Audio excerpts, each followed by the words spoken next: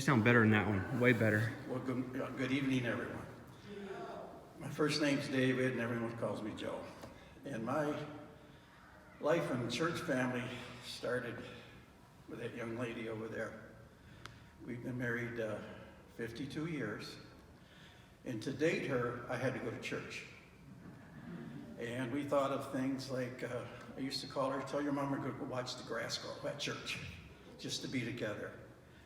And over the years, the messages started to stick.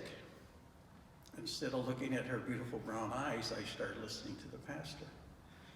And one time I went forward, I was scared to death. I was never in that atmosphere in a church before, with so many people that love one another. And it was kind of overwhelming for me. You know, I was high school. And after a while, something clicked. And I knew what they were talking about. It was talking about Jesus. Died for me. And a lot of things has happened. And I know Jesus is real. He lives in my heart. There's been so many things over the years that has happened. I'm a Vietnam vet. And I always said that Jesus doesn't only have nails in his hand, he has bullet wounds. Because I lost 9 friends in one day. And I'm here. And I always had that survivor's thing. Why am I alive and they're dead? And then I was asked to be a trustee. And then became a deacon at my church. And that was my answer. God saved me to do work for him. And I retired from GM 9 years ago. We have 3 kids, Christina, Phil, John.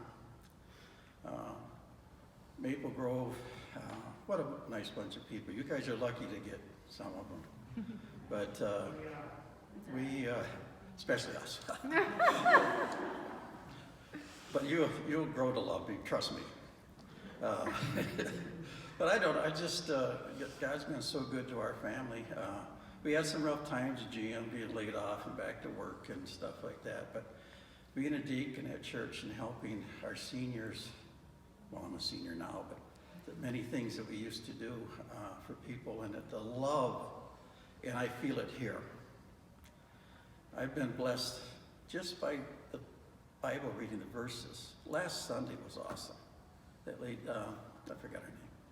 It was on online. It had the bone marrow transplant. Sure. Oh, did that touch my heart? But I could feel God's presence in this church. And let's see, what else is there?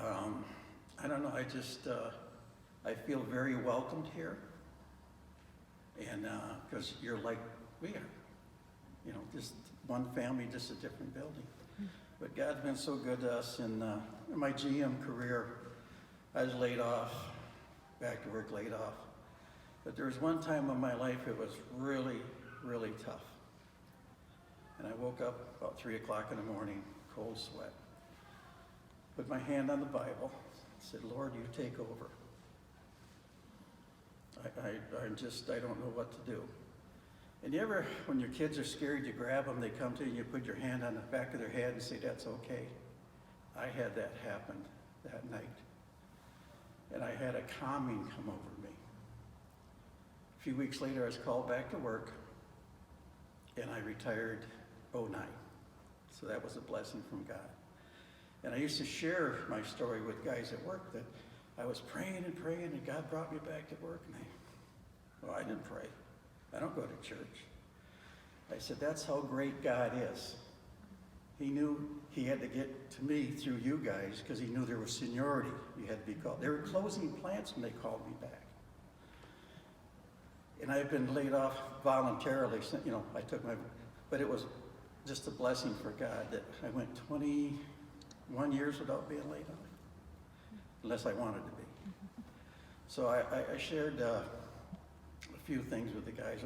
And when I told them I became a deacon, oh, that's really neat. Next thing I know on the line, hey, could you pray for my mom? I hear you're a deacon. And you could pray for me. Over the several years, probably 20, 25 people come up to me asking me to pray for them. And they come back and they say, oh, my mom's doing great. I said, thank God for that. Well, didn't you do the praying? I said, I was the messenger. God touched your mom.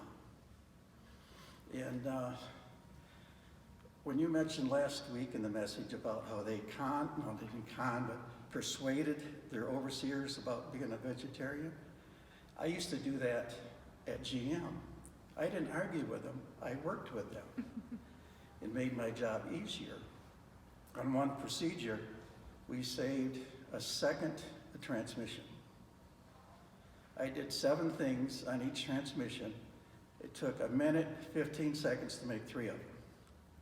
So 3 seconds was a drink of water, you know.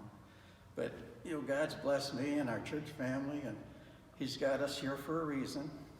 And I hope you get to like me.